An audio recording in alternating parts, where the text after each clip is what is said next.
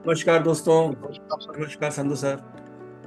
Dear friends, आज हम एक नई सीरीज का एक नए क्लेवर में और एक नए प्लेटफॉर्म पे हमारे गुरु आदरणीय श्री उद्धवकर झा साहब की अनुमति से एक नया आगाज कर रहे हैं, एक नई सीरीज का, जिसमें हम सप्त सूत्रा और इस तरीके से किन्हीं भी विशिष्ट मुद्दों पर वैदिक एस्ट्रोलॉजी के उन अनुभवी विद्वानों से हम बात करेंगे, जिनके अनुभवों को अगर आप समझेंगे तो शायद आपके नॉलेज को ग्रो करने में या आपके जो अवेलेबल जो आपकी प्रैक्टिसेस हैं उसमें आपको काफ़ी फायदा होगा। सबसे पहला हमारा डिस्क्लेमर तो ये है कि ना हम किसी की मान्यता को छेड़ रहे हैं, ना उसको हम छोड़ने के लिए उन्हें कह रहे हैं। लेकिन आदरणीय संधू साहब, सबसे बड़ा प्रश्न आता है, और ये प्रश्न आपसे ही क्यों। हम लोग जिन ग्रंथों को और जिन टीकाओं को, जिन अनुभवी किताबों को हम पढ़कर ग्रो हो रहे हैं एक बड़े समूह के बीच में, उसमें परंपरा में कुछ नाम आते हैं और जिन्हें कहना बड़ा हमारे लिए अनिवार्य भी होता है कि जैन वसील साहब, जिन्होंने कि ग्रंथों को बड़ी सहजता और सरलता से, बड़ी गूढ़ता से समझने का एक मौका दिया, जो आज सब जगह हम देख पाते हैं। और उसी परंपरा में आदरणीय श्री उद्धवकर झा साहब ने उन चीज़ों को उनके मूल पर जा करके, क्योंकि उनका जो एक स्वरूप इंजीनियर और वकील का है, तो दोनों में उन्होंने जो स्ट्रेस टेस्टिंग होती है उसको इतने जी। तरीके से उन चीज़ों पे किया कि ग्रंथों को मूल से सोचने की उन्होंने एक जगह दी, लेकिन उन्होंने भी किसी की धारणा या उस पर कभी आघात नहीं किया, उन्होंने अपनी बात कही। और उसी परंपरा में हम आज के क्षितिज पे, आज के जगत में देखते हैं तो आपका ही नाम आता है। आखिर क्यों आता है? आपके साथ एक लंबा यात्रा है हम लोगों की, जिसमें हमने देखा है कि आप उन ग्रंथों में, उन श्लोकों के, उनके प्रभाव में आप अपने को एक तरीके से इतना इन्वॉल्व किए कि आप उसमें बह गए थे, और आप उसमें, उस यात्रा में, उस बहाव में आपने उन ट्रेजर्स को उस तरीके से समझ करके अपने बहुमूल्य जो आपने राइटिंग्स किए ग्रंथों के रूप में, किताबों के रूप में, उनको हम देख करके उन शास्त्रों को बेहतर तरीके से आज हम समझ पाते हैं। तो सबसे मूल प्रश्न ये आता है कि आप जैसा जुझारू व्यक्ति, एक हार्ड वर्किंग प्रोफेशनल, चाहे आपका पिछला प्रोफेशन हो, चाहे आप एस्ट्रोलॉजी हो, as a teacher, as a practitioner, as a author, हम ये जानना चाहेंगे कि हमको रिविजिट की जरूरत है कि हमको रिसर्च की जरूरत है, क्योंकि आजकल रिसर्च के नाम पे काफी तर्क कुतर्क होते हैं। लेकिन मेरा एक मानना हमेशा रहा है कि सबके अंगूठे अलग हैं। तो रिसर्च, हम back testing, machine learning, AI भी हम ले जाएंगे, तो क्या इतना सरल है सर? तो आपका क्या मार्गदर्शन है कि हमें रिविजिट की जरूरत है कि रिसर्च की जरूरत है, आदरणीय संधू साहब? अ, सर, ऐसा है जी, इसमें तो रिसर्च नाम की मैं नहीं समझता कोई चीज है। आप उसको जो है रिसर्च का नाम दे देते हैं, लेकिन इट्स जस्ट रीविजिट। सबसे पहले तो बेसिकली रीअसेसिंग, और it is just trying to understand, जो कि उसको समझने की कोशिश ही है। सब कुछ ऑलरेडी है, अब कुछ नया, कुछ उसमें नए का स्कोप है नहीं। बात ये आ जाती है कि अगर आप आउट ऑफ कॉन्टेक्स्ट चले जाएं, तो तो फिर वो कुछ भी पॉसिबल है। जब when you go out of the scope of astrology, यहाँ क्या बोलिए कि स्कोप ऑफ द सब्जेक्ट। अब जैसे इसमें किसी भी रिसर्च के लिए पहले आपको पैरामीटर्स सेट होने चाहिए, एक हाइपोथेसिस होना चाहिए। और वो हाइपोथेसिस आप कहाँ से लोगे? सबसे पहली बात तो ये है, वो कहाँ से लोगे? ठीक है, आप एक सूत्र को पकड़ते हो और उस सूत्र पे आप 5 चार्ट्स पे देख लेते हो, और उसमें आप अप्लाई कर देते हो, बोले कि ये इट वर्क्स और इट डज नॉट वर्क। ठीक, तो उसमें भी क्या है कि जितने जिसने भी ये बोला है कि इट वर्क्स, तो वो 10 चार्ट दिखा दिखा दिए उसने। तो मतलब अगर ये इसी पे तर्क तर्क करना, तर्क और कुतर्क करना हो, तो उसी पे 10 आपको ऐसे भी मिल जाएंगे जो नहीं लगेंगे। बात ये है कि उसको अंडरस्टैंड करने की बात है। अब आज के कॉन्टेस्ट में अगर राजयोग की बात करें, तो राजयोग तो किसी और दृष्टि से देखेंगे, राजयोग वो है ही नहीं। फिर जहां पे मान लीजिए कहाँ कहीं पे ये लिखा है कि ये पागलपन की, या जो है पागलपन के उसमें चला जाएगा या कुछ और चला जाएगा, तो उसको उसको भी समझने की जरूरत है कि ये एक इमोशनल आउटबर्स्ट है। तो ये एक्सट्रीम में जैसा जैसा क्योंकि ये ये ये जो है ना, ये कमेंट्रीज के कारण है। ये भी हमारी, it is not the anomaly of ज्योतिष। ये भी जो कमेंटेटर्स हैं उनका, उन्होंने जो वर्ड जो उन्होंने वर्ड यूज किया है, बेसिकली अलग अलग कमेंटेटर्स ने, उसी के अनुसार कई बार उसका थोड़ा मीनिंग एक्सट्रीम निकल जाता है, लेकिन बेसिक अंडरस्टैंडिंग वही है। और सब कुछ ऑलरेडी है, मतलब it is already there in, तो उसमें नया कुछ है नहीं। जैसे करंटली अभी गोचर की बात की जाए, तो गोचर में एक बड़ी इंटरेस्टिंग चीज है कि ये जो छोटे गोचर नहीं देखे जाते, तो ज्यादातर क्योंकि ये थोड़े पीरियड के होते हैं, चंद्र वगैरह और सब, और थोड़े पीरियड के लिए इनका अब इन्फ्लुएंस है। लेकिन ये लंबे समय के जो ट्रांजिट्स हैं ना, ये आपके इवेंट्स को, जैसे कि winning a lottery, child birth, even आपका पहली नौकरी कब लगेगी, प्रमोशन के चांसेस कब हैं, ट्रांसफर कब होगा, तो ये एक पैटर्न में चलते हैं। और वो पैटर्न जो है, वो वैसा, मतलब वो पैटर्न एक इस तरह से है कि जो कि ऑलरेडी प्री डिफाइंड है, उसमें नया कुछ नहीं, नया कुछ नहीं है। तो जैसे कि ग्रह गोचर ज्योतिष में, ये भसीन साहब ने इनकी ग्रह इनके गोचर पे एक किताब है, उसमें सीधा लिखा, उसमें रेफरेंस है फल दीपिका का भी, कि ट्रांजिट को नॉर्मली दोनों से देख लेना चाहिए, लग्न से भी और चंद्रमा से भी। फिर उन दोनों रिजल्ट्स को जो है आपस में मिला के, देन यू से द फाइनल थिंग। तो देखने को वही चीज है कि है तो वही कुछ। अब इसको रिसर्च बोल दो या आप कुछ भी बोलो, देखो एफर्ट है, और एफर्ट को आप रिसर्च का नाम दे दो, आई डोंट फील कि ये जस्टिस है। It is already there. तो जो कुछ है, इट इज ऑलरेडी देयर। और फिर देखो, कई कुछ लोग नई चीज ट्राई करते हैं, जैसे रामान ये कुछ आयन सा क्या हुआ किसी टाइम पे, हम्म, वो अलग अलग आयन सा, भसीन साहब ने भी आयन सा का कोशिश किया था, उसमें उनकी भी आयन सा है, वो उनका। लेकिन वो उसको स्पेसिफिकली क्या उसको रिसर्च की कैटेगरी में लिया जा सकता है साहब? ठीक है। तो अगेन वो जो चीजें हैं ऑलरेडी, यहाँ जो डिक्टम्स हैं, उनको अंडरस्टैंड करने की जरूरत है। तो हम इस चीज पे तो बिल्कुल इस चीज को सेटल नहीं कर सकते कि इट वर्क्स फॉर मी, या ये जो है there is a planet X extra या प्लेनेट वाई एक्स्ट्रा, ये मेरी रिसर्च है, I feel that planet X should be included, planet Y should be included. Hmm, या जो है आपके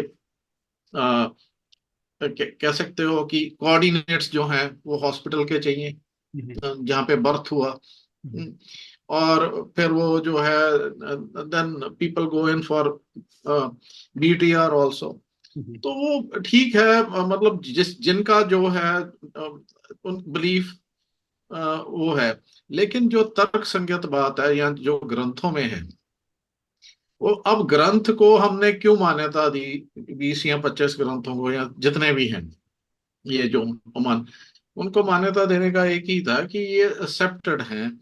यह इनका जो इनका जो कंपाउंडिंग है, या इनका जो जिस तरह से इसको इकट्ठा किया गया है, उसको हम लोग एक्सेप्ट करते हैं। हम्म, और जब एक्सेप्ट करते हैं, वही हाइपोथेसिस है, उसी से हम टेस्ट करेंगे। हम्म, हम जैसे कि वो न्यूटन का है, लॉज हैं जो भी फिजिक्स के, उनको उनको मानते हुए कि ये जो है ऐसा है, तो उसी के बाद होगा ना।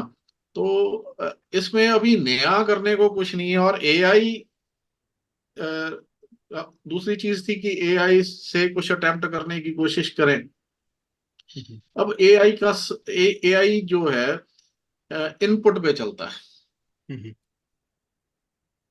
हम्म, और जहां पे आपको मतलब बेसिक एप्लीकेशन की जरूरत है, इसीलिए ये शायद मुश्किल होगा, एस्ट्रोलॉजी के साथ मुश्किल होगा, कि जहां पे एप्लीकेशन की जरूरत है, जहां पे आपके जो है क्वांटिटेटिव अप्रोच की जरूरत है, क्वालिटेटिव अप्रोच की जरूरत है, वहां पे एआई जो है वो सिर्फ इनपुट इनपुट रिलेटेड रिजल्ट देगा।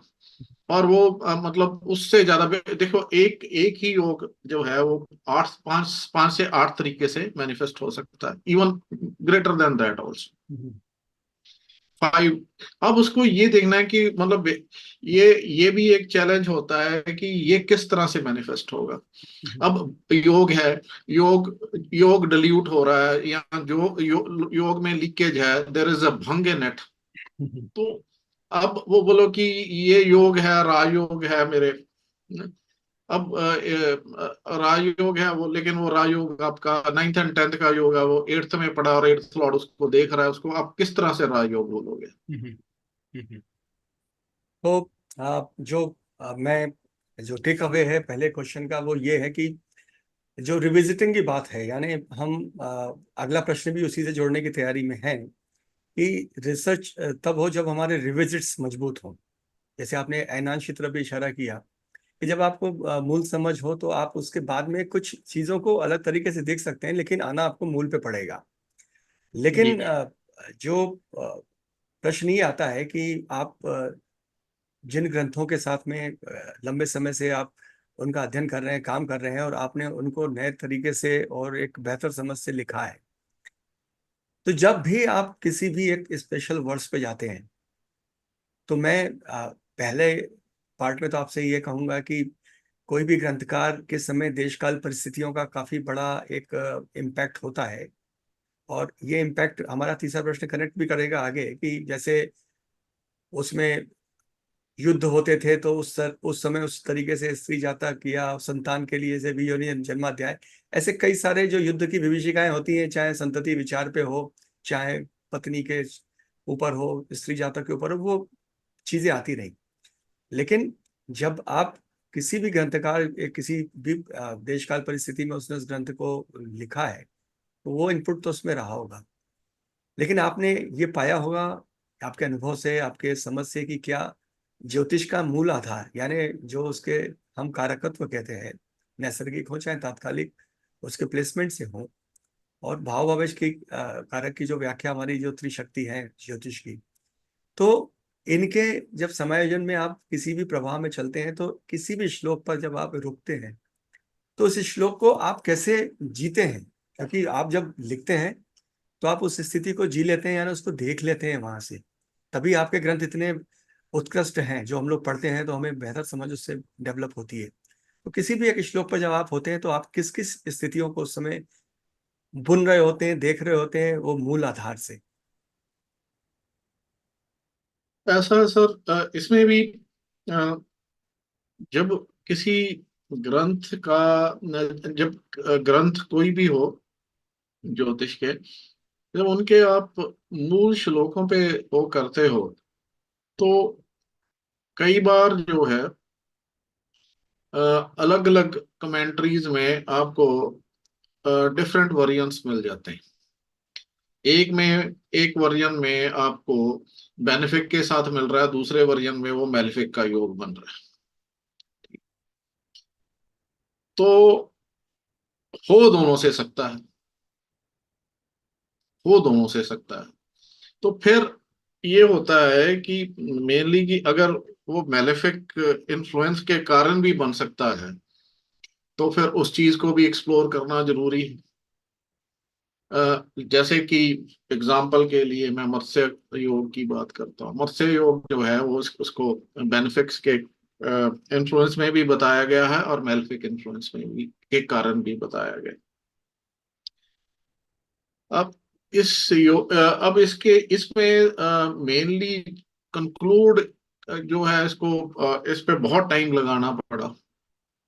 ये दोनों एंगल से उसको एक्सप्लोर करना पड़ा, दोनों दोनों तरीके से। और कि इसकी पॉसिबिलिटी इस तरफ से है या नहीं है, ये भी है। दूसरी आप बात कर लो कि इसी एंगल में हम आत्मकारक की बात कर लो।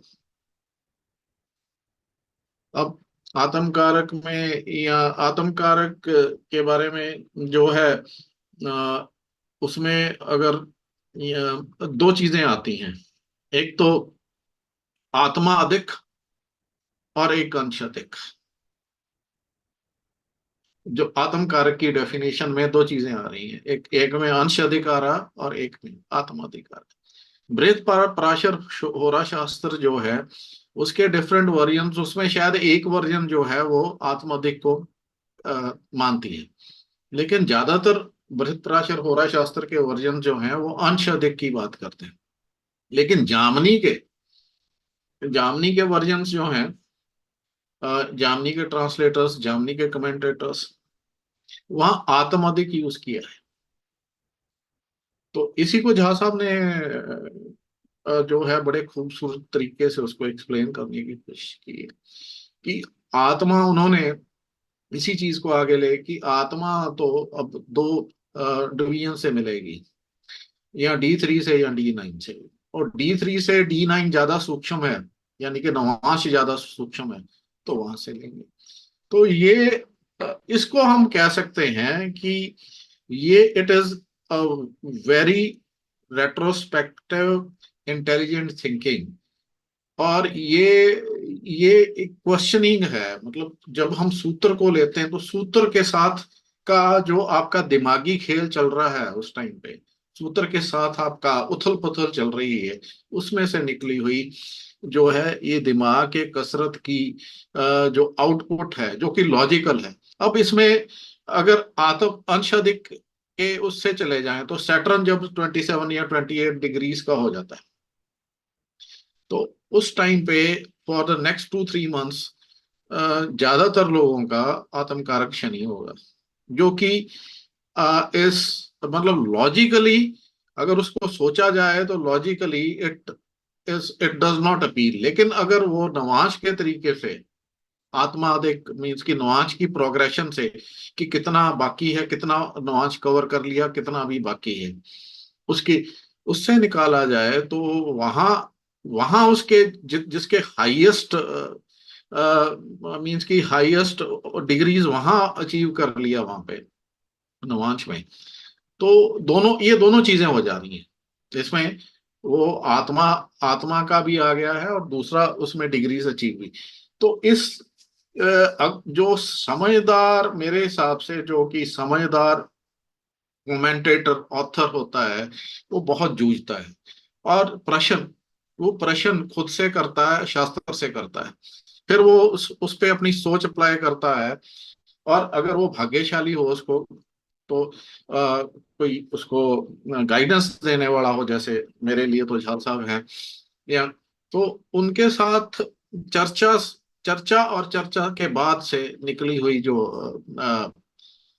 नॉलेज है वो वो भी आपको बहुत हेल्प करती है। लेकिन कई ज्यादातर तो ये होता है ना कि एक मतलब आपको उसी उसी सूत्र पे आपको ये देखना पड़ता है कि स्थिति क्या है।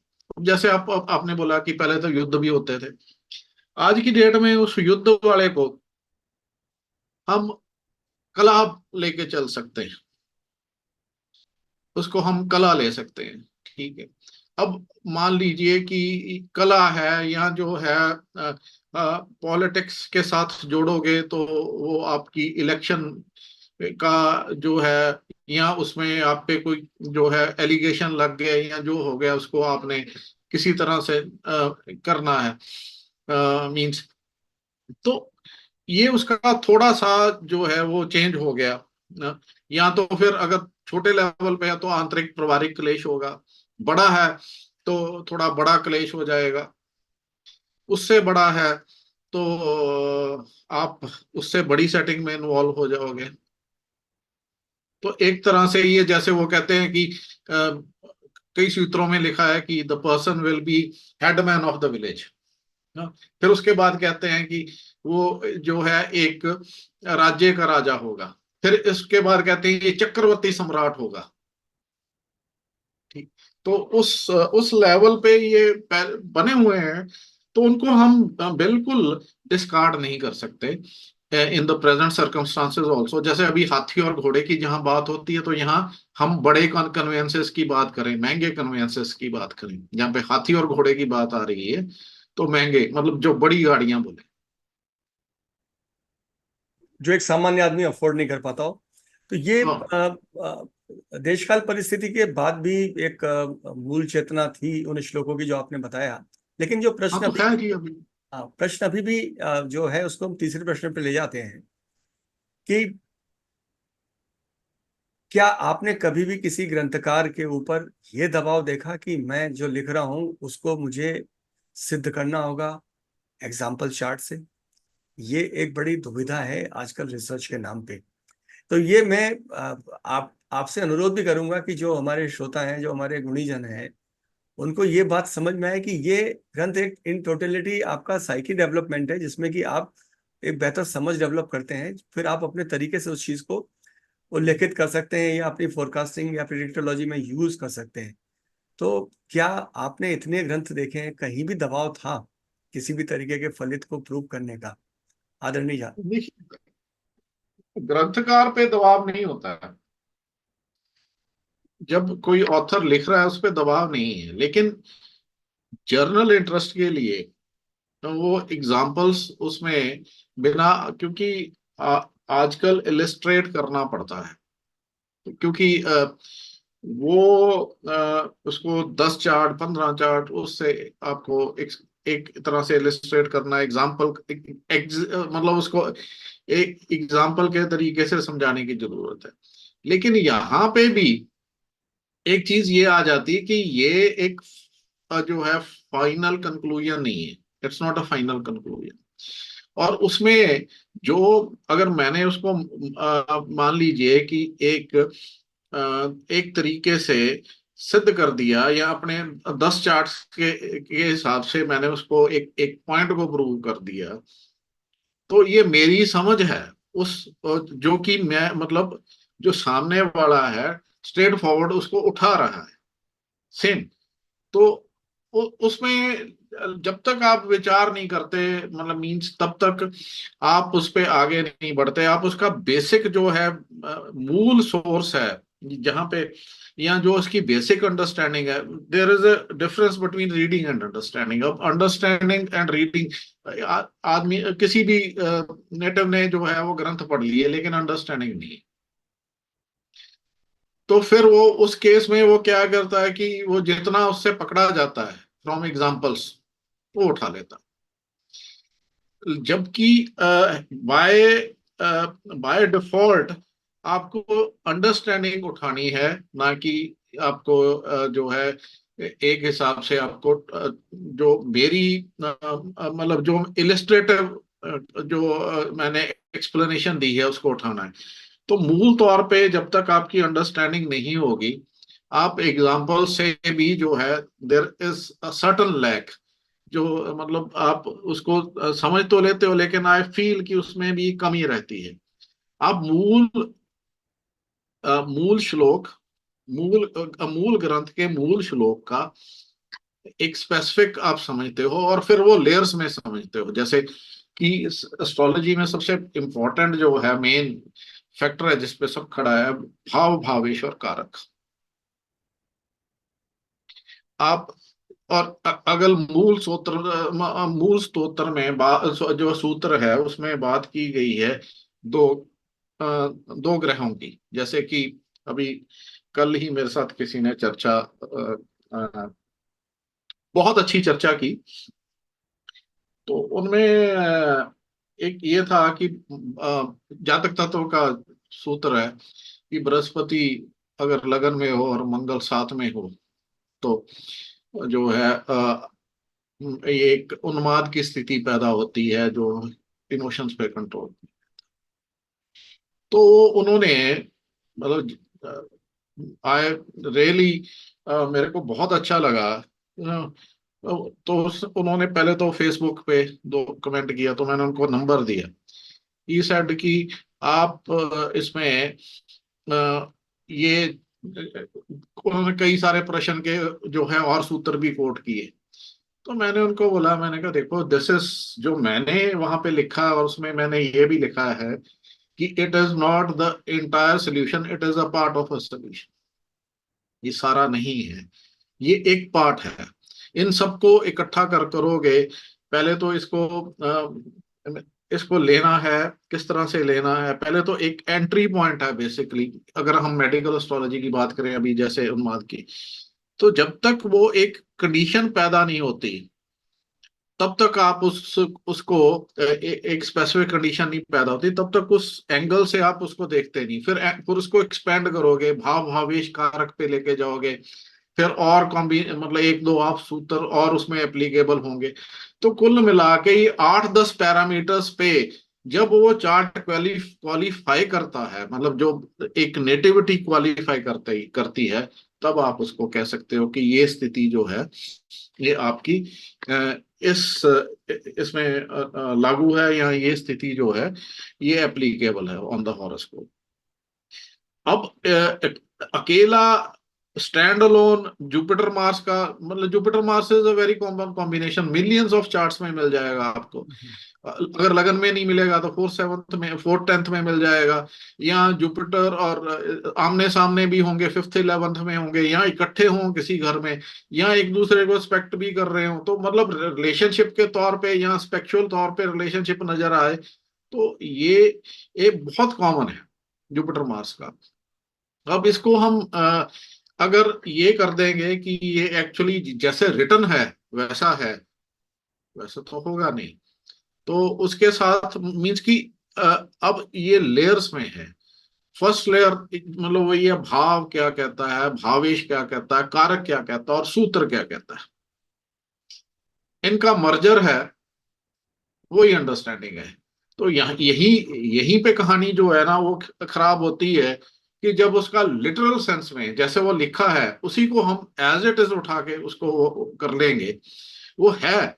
लेकिन वो अंडर मतलब जैसे लिखा होता है ना डिस्क्लेमर में, एक एस्ट्रिक्स डाल के कि कंडीशन अप्लाई, यहाँ पे भी कंडीशन अप्लाई है, और वो जब तक वो सारी पूरी नहीं होती तब तक वो नहीं। जबकि ये जुपिटर का मार्स मार्स पे इन्फ्लुएंस जो है, इट इज अ वेरी एक तरह से बहुत अच्छा इन्फ्लुएंस है। तो क्योंकि वो एक्शन है आपकी, एक तरह से बॉडी का डिफेंस भी है। There are other factors related to it, ये करेज है, डिटर्मिनेशन है, और ये समझ है। तो एक एंगल ये भी है, लेकिन दूसरा एंगल ये भी है कि ये विजडम है, और वो जो है फोर्सफुल एनर्जी है, और फोर्सफुल एनर्जी जब आपकी विजडम पे हावी होगी तो उन्माद होगा। तो ये भी है। ज्योतिष जो है ये अ, वही बात है ना, एक ही योग, इट कैन मैनिफेस्ट और unfold like a lotus in different forms. मैं जो समझ पाया हूँ, वही समझ पाया हूँ कि जो ग्रहों के जो सिग्निफिकेशन और जिस तरीके के प्लेसमेंट से वो जो चीज इंडिकेट कर रहे हैं, उसको जो हमारा एंटायर सिस्टम आपने कहा, भाव भावेश कारक, उसके ऊपर समझ के, लेकिन उस सूत्र के साथ समझ करके फिर किसी भी आकलन पे हमको जाना होता है। तो ये मैं आपसे इसमें पूर्ण सहमत हूँ। अगला जो प्रश्न है, और इन्हीं सूत्रों की समझ से, और हम कह सकते हैं कि पैराडाइम के साथ जब हम आगे बढ़ते हैं, तो सर यहाँ दो स्पेसिफिक चीजें आती हैं। एक जो आता है कि इसका हमारा मूल विकास जो हमारे बुद्धि पे हो, और दूसरा इसका व्यवहारिक प्रयोग जो संसार में होता है प्रश्न के रूप में। मेरा इशारा हॉररी एस्ट्रोलॉजी के ऊपर है। कुछ नए सिस्टम्स हैं जो हॉररी बेस्ड में हैं, उनके डिजाइन उस तरीके से हैं, लेकिन कई बार रिसर्च और कई बार मैं नहीं समझ सकता कि किस तरीके के आवेश होते हैं। वो जो हमारा मूल एस्ट्रोलॉजी है, जो नेटल हॉरोस्कोपी है, उस पर जाकर अटैक हो जाता है। नेटल हॉरोस्कोपी तो पल पल जीने की एक कला है, जो वातावरण से, एनवायरनमेंट से हम ग्रो करते हुए अपने इस जन्म को पूरा करने के प्रयास में होते हैं कि हमारा इसमें पर्पस क्या है। लेकिन हमारे जीवन जो है, what are you mean to be, हम कह सकते हैं, या हम अब ये भी कह सकते हैं रमन्ना महर्षि की हु एम आई। लेकिन क्या हरोरी का सिंगल क्वेश्चन एरिया उन्हीं सिग्निफिकेशन के साथ में हमारे वैदिक एस्ट्रोलॉजी में भी उतना एनरिच है? और अगर है तो क्या हॉरोरी और नेटल हॉरोस्कोपी, ये दोनों कंपार्टमेंट्स को हमको अलग रखना चाहिए? इस पर आपका दृष्टिकोण क्या है सर? इसमें जी होररी के भी दो व्यूज हैं। एक तो ताजिक के साथ चलता है, एक वैदिक सिस्टम के साथ चलता है। जो ताजिक के साथ चलता है वो ताजिक के जो योग हैं, जैसे स्थाल और जो बाकी योग हैं जो सोलह कम्बुल, 17। कम्बुल हाँ, इत्यादि। हाँ, हाँ जी। जी। तो वो उनको कंसिडर करते हैं उसमें। तो ताजिक भाव भी है। एक जो है, एक प्रश्न है जो नॉर्मल वैदिक मूवमेंट पे चलता है, उनके वो उसी तरह के एस्पेक्ट लेता है। एस्पेक्ट भी जो वैदिक एस्पेक्ट्स हैं उसी तरह से। दूसरा, ताजिक में जो है आपको एस्पेक्ट भी स्पेसिफिक और स्पेशल हो जाते हैं एक साथ का। ओपनली इनमिकल है, 4-10 का सीक्रेटली इनमिकल है। जैसे 5-9 का जो है ओपनली फ्रेंडली है, और 3-11 का जो है secretly friendly, it is friendly but in secret. तो ये इस तरह के एस्पेक्ट्स जो है वो ताजिक में यूज होते हैं। मतलब अफसोस की बात तो ये है कि ये एस्पेक्ट भी मैंने कभी यूज होते देखे नहीं। तो सिस्टम ताजिक का लगाना है, एस्पेक्ट वैदिक के लगाने हैं। तो ये तो दिया तो दोनों ही हुआ है। जब आप वैदिक की बात करोगे फिर वहां पे आपके जो है ये योग है जो ये आपका इसमें प्रश्न के ये योग हैं, इनके ताजिक के योग, ये फिर वहां अगर वैदिक सिस्टम यूज करते हो तो उसमें वो नहीं है। दे ये आर। पुरातन ग्रंथों में ये चीज तो है ही कि एक अब अगर प्रश्न को आप इसके साथ वैदिक के साथ मिक्स करते हो तो एक तरह से आप जो है एक कॉकटेल बनाने की कोशिश कर रहे हो जो कि फंडामेंटली इनकरेक्ट है। जैसे कि अप्रोचिंग सेपरेटिंग प्लैनेट्स हो गए, फास्ट मूविंग स्लो मूविंग के बीच की बात हो गई। तो हाँ, वो जो है उसका मेनली स्थाल योग है और वो सब उसमें वो वो इसके साथ वो वैदिक के हिसाब से कर रहे हो, मीन्स कि उनके वही से प्रिंसिपल्स यूज कर रहे हो। तो क्योंकि जो प्रश्न के ग्रंथ हैं, जो प्रश्न के मूल जो अवेलेबल है या जो पुराने लिखे हुए उनके उनके हिसाब से ये दो ही चीजें सामने आती हैं। हम्म। एक ये है कि वैदिक तरीके से है, दूसरा ये ताजिक के तरीके से। जहां ताजिक के तरीके से है वहां पे जस्टिफाइड है उनका इस्ताल वगैरह या बाकी योग के साथ बात करना। लेकिन इसको ओवर द बोर्ड लेके जाना, हम्म। होररी को, हम्म। या होररी को बोलना कि ये सुप्रीम है, हम्म। ये एक तरह से मींस कि इस ये तो एक टूल था हम्म। होररी का, हम्म। जिसमें कुछ प्रश्न जो हैं जो कि स्पेसिफिक, जहां पे आपका नष्ट जातक है, जहां पे बात बात जहां पे आपके पास कुछ नहीं है, हम्म। तो उसका एक जो है एक उसका उत्तर जानने के लिए, नष्ट जातक है मतलब उसका कुछ मिल नहीं रहा है, हम्म। तो उसमें फिर ये जो है इसका एक एक तरीका था कि इससे आप उस जवाब दे सकते हो कि ये होगा या नहीं। हाँ, क्योंकि आपका कहना अब सही है। जी, आपका कहना सही है अब कि हम कई सारी चीजें वहां मिस कर रहे हैं। डिग्निटी ऑफ प्लेनेट जैसे हमारे यहाँ वैदिक की मूल धारणा है, तो उसको हम वहां मिस कर रहे हैं। तो ये अंतिम इसमें आपका जो टेक मैं जानना चाहूंगा कि हम इन कंपार्टमेंट्स को अलग रखने के प्रयास में हमेशा हैं कि हम इनकी मर्जिंग देख भी सकते हैं। ऐसा है जी कि ये क्या है कि ये अगेन वही क्या है, जैसे कि ट्रॉपिकल एस्ट्रोलॉजी में नक्षत्र ले आए कुछ लोग। हम्म। ठीक है? अब ट्रॉपिकल ट्रॉपिकल यूज करने में कोई हर्ज नहीं है। हम्म। किसी वक्त पे जो है हमारा सिस्टम जो है प्रोबेबली ट्रॉपिकल ही था।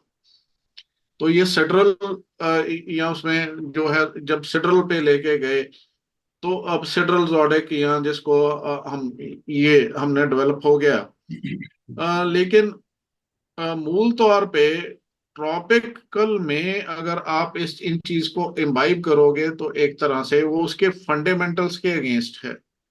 उसका उसी तरह से अगर इसको ये मर्ज करते हैं मेनली, ठीक है, तो ये भी गलत है। अब इसको दोनों तरीके से किया जा सकता है। अब किसी प्रश्न का उत्तर देना है तो ये जरूरी नहीं है कि स्थाल ही जो है वो आपका स्थाल और बाकी योग जो है वो ही मेनली। हाँ जी। तो अब इसको कंक्लूड इसी में करते हैं कि इसकी मर्जा तो पॉसिबल है नहीं। मैं हर चीज को आप एक ही तरीके से तोल लो, ये बहुत मुश्किल होता है और ये गलत भी होता तो आपसे फिर अगले प्रश्न में हम बात करते हैं जो कि कनेक्टेड होगा हमारे कुछ स्पेसिफिक डोमेन एस्ट्रोलॉजी में, विशेषतः भाव से संबंधित।